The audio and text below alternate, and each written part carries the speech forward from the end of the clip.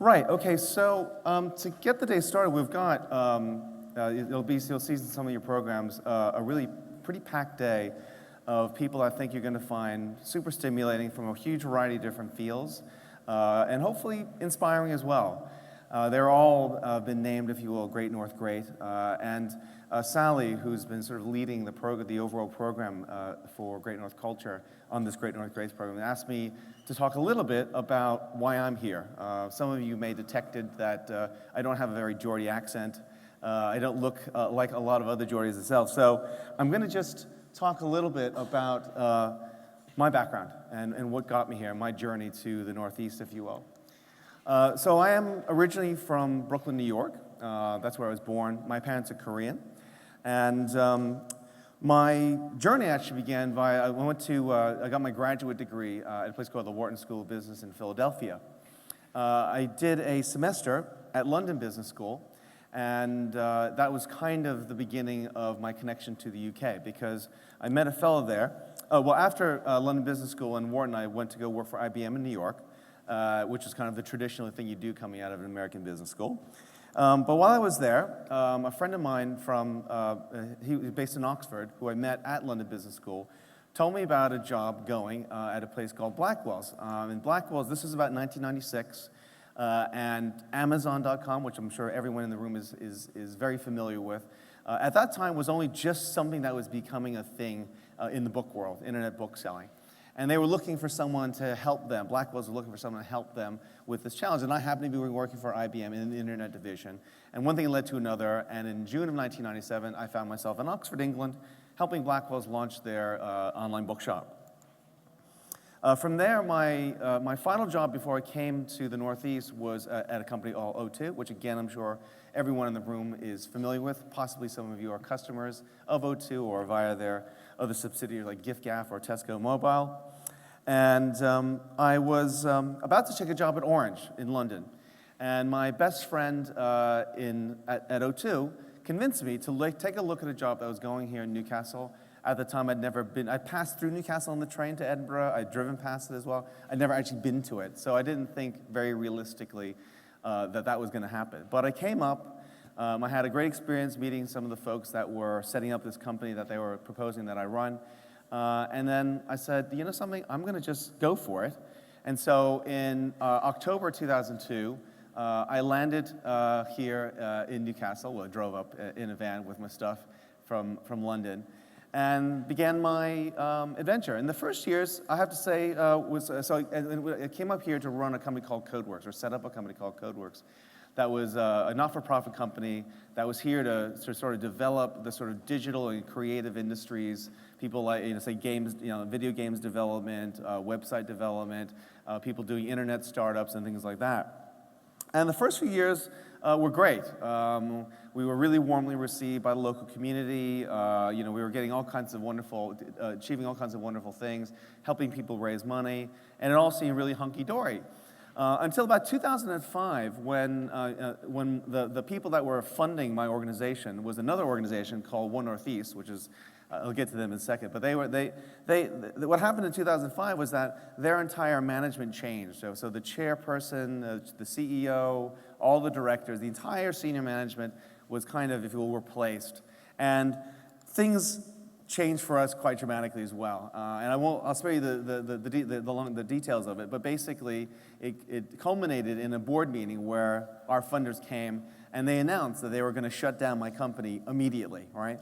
And this was, for me, it was obviously a huge shock to be told that basically you're now out of a job and all the wonderful stuff you thought you were going to be doing is not going to happen.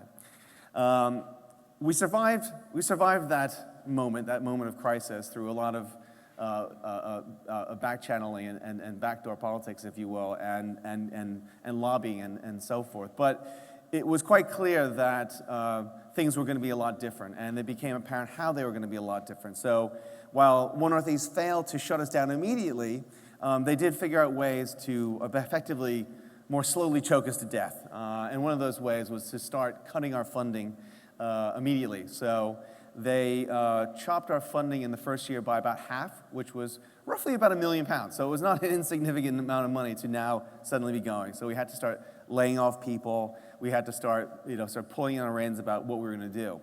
And in this moment of effectively of crisis, we realized, I certainly realized that we were going to have to do something radically different to survive and really complete the mission that we came for, which was really to try and help change the face of the Northeast. Excuse me. So one of the things I started doing at this time was to start looking for some ideas. And I'd been told for years to check out this book called Good to Great by a guy named Jim Collins.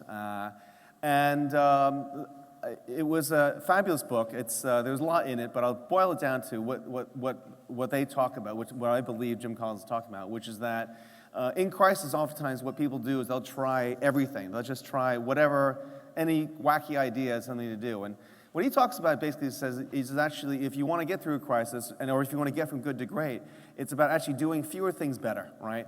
So you got to figure out what you're really great at, right? What is the one or two things that you're actually really great at? Because it's easy to say you're good at lots of things, but there's actually only relatively few things you probably say that you're actually really great at, or really above average at. Secondly, what are you passionate about, right? So you can be great at a number of different things, or a few things, or good things, but then you're not necessarily going to be passionate about those things. So what are you good at? What are you passionate about? And then finally, how do you build a business model around that? So I knew what we were passionate about. We were passionate about our industry, about digital technology, about digital media, about the internet. I actually, bizarrely, one of the things that we knew that we became good at was we were actually very good at running events for some reason. It wasn't really part of the plan, but we kind of accidentally became really good at running these networking events, these conferences and things like that. And as part of this soul-searching process, I picked up an issue of The Guardian one day, which was unusual at the time because I never read The Guardian, but it happened to be in a lobby, and I picked it up, and I read about something called the TED Conference. And I can't really see people in the room, but I'm going to assume that many of you have seen, possibly, or at least heard of, if not seen, TED Talks. And this is what the conference from which TED Talks comes from.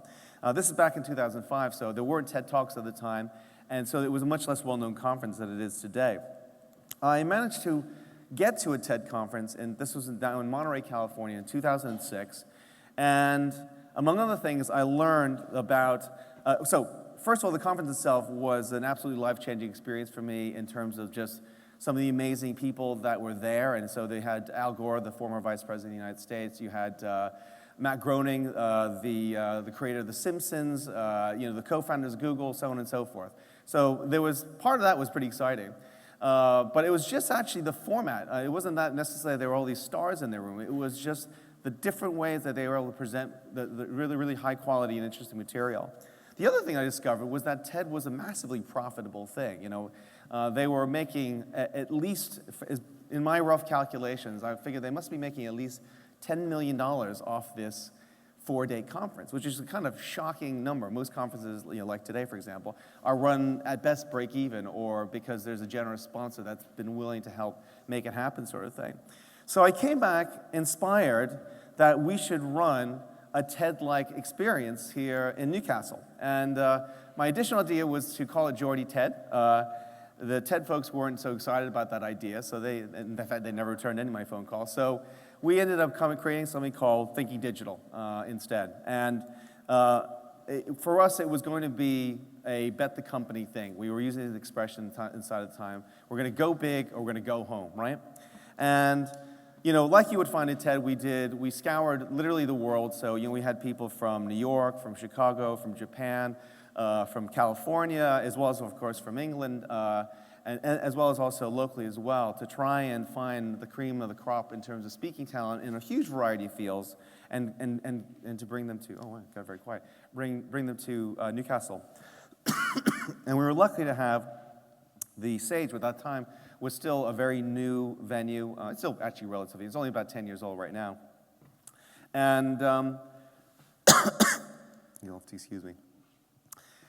And put a huge investment behind this concept, Thinking Digital, and I was convinced it was going to become a major, major success and was going to transform my company, it was going to transform the Northeast, and thank you so much, Sally, and do all these wonderful things. What we discovered was that all this brave talk about good to great in the TED conference and go big, go home soon led really to a very different conversation about surviving this experience and really doing something that was not going to completely humiliate the company and everyone involved in the company. Despite investing all this money and then making this huge push on things like that, we were in a venue at the time in Hall 2 of this UKs Ted, and which holds about 350, 400 people. And I think about 4 weeks before the conference, we had about 125 or 150 people signed up, right? So we were just looking at basically a very empty venue and a lot of potential embarrassment. We get there in the end through a lot of begging and borrowing and pulling in all sorts of favors. We don't obviously come anywhere close to selling out. The financial losses double what we forecast. From memory, it was something close to something like 70,000 pounds. So it was a big number, right? And but we survived, you know. So we decided we're going to roll the dice again in 2009. So the first conference was 2008.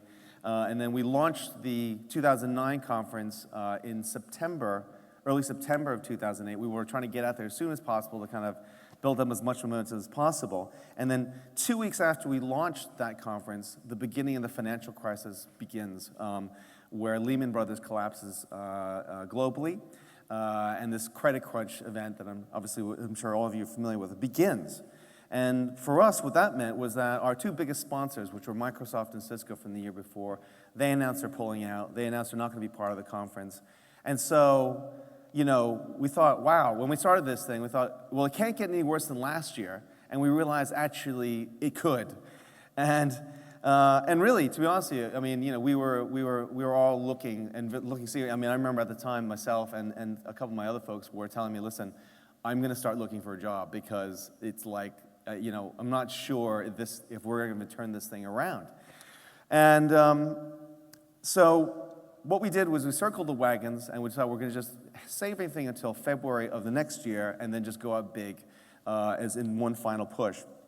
But a bizarre thing started to happen in November of that year was that people started to buy tickets in big numbers, right? And we were actually really sure what was going on because we weren't actually actively marketing the event. By the time the second conference rolls around, our attendance is way up, our ticket revenue is way up.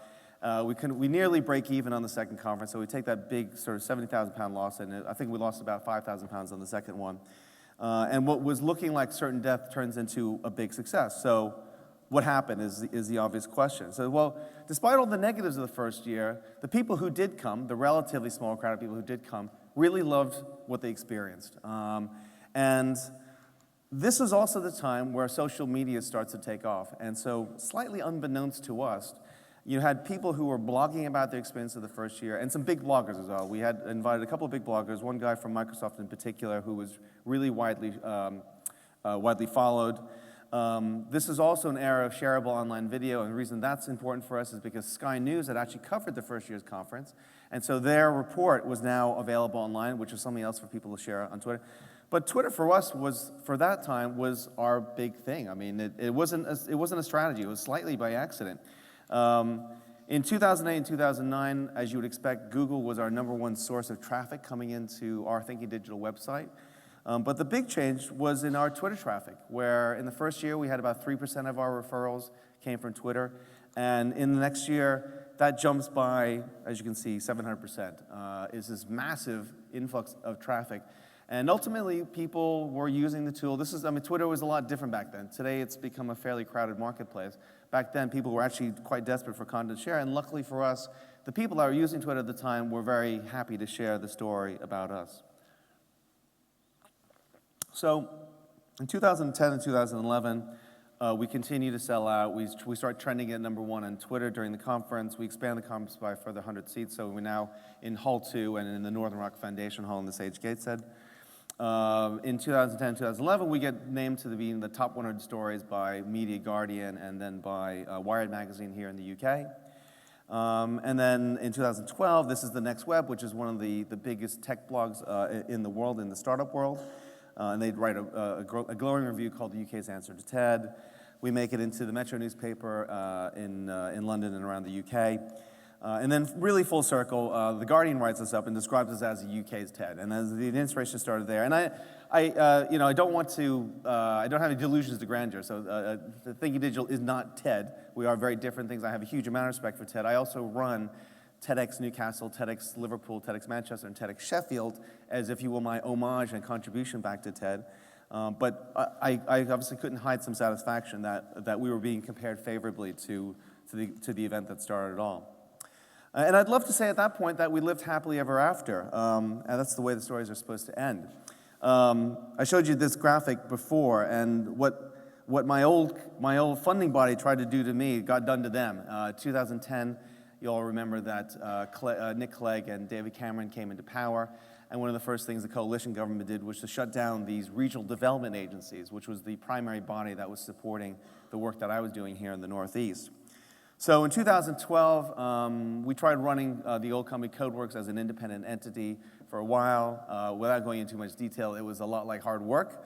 So I sold my house in Liverpool, and then I bought Thinking Digital from CodeWorks and set it up as an independent entity. That was just a little bit more than 3 years ago now, so I've been running it now entirely off my own steam, if you will. And we're coming into passing the third year. The best news is that I didn't end up bankrupting the company, which is awesome. And we're beginning to expand now into Manchester and London.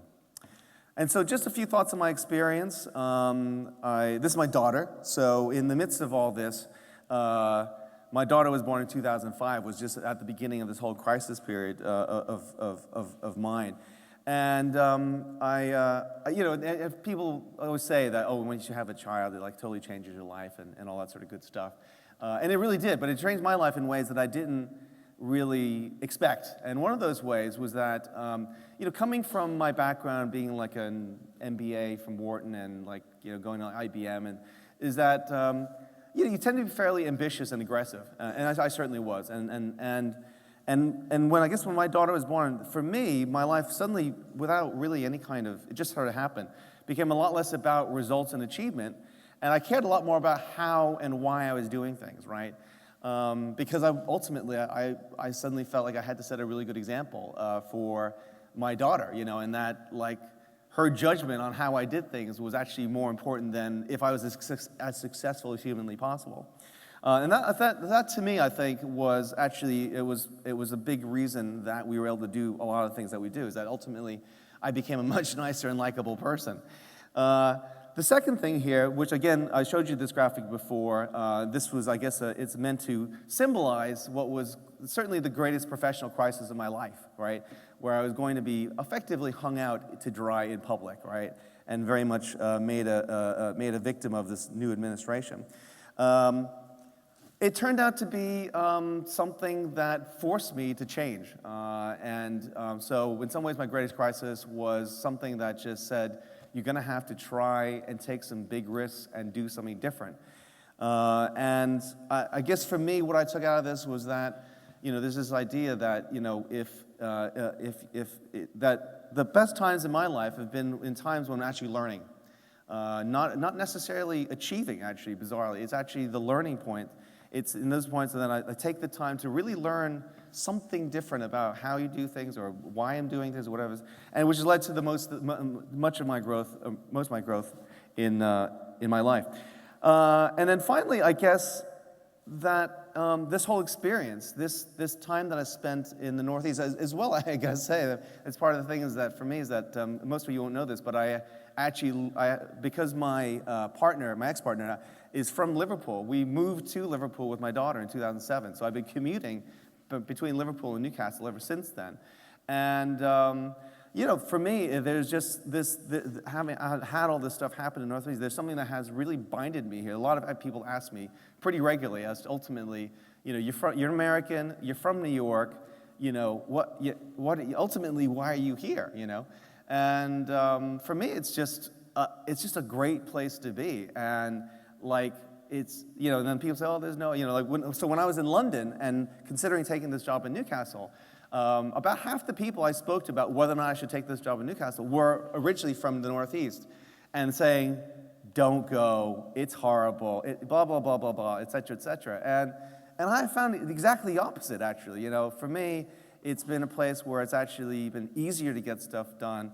You know, and like people talk about, oh, it has better quality of life, as if like you're kind of going on holiday. But that higher quality of life actually means, for me, at least for what I do, that I can actually get more stuff done. You know, there's no way I would have done a lot of the stuff that I've talked, most of the stuff that I've talked about here, for all kinds of reasons, had I stayed in London or New York and things like that. And so it's really altered my perspective, and I'm just going to end, because I have 1 second left anyway, with a very short video from, I think, a person that you probably all recognize, and then we'll move on.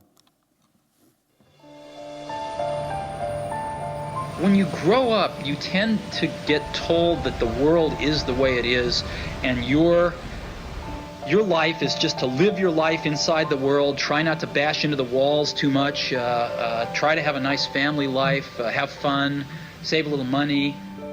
That's a very limited life. Life can be much broader once you discover one simple fact, and that is everything around you that you call life was made up by people that were no smarter than you. And you can change it. You can influence it. You can build your own things that other people can use. Once you learn that, you'll never be the same again. Cool. So that's my story, and that's a little bit about sort of the sort of meandering way as to how I have now arrived on stage in front of you. So I hope that was of some interest.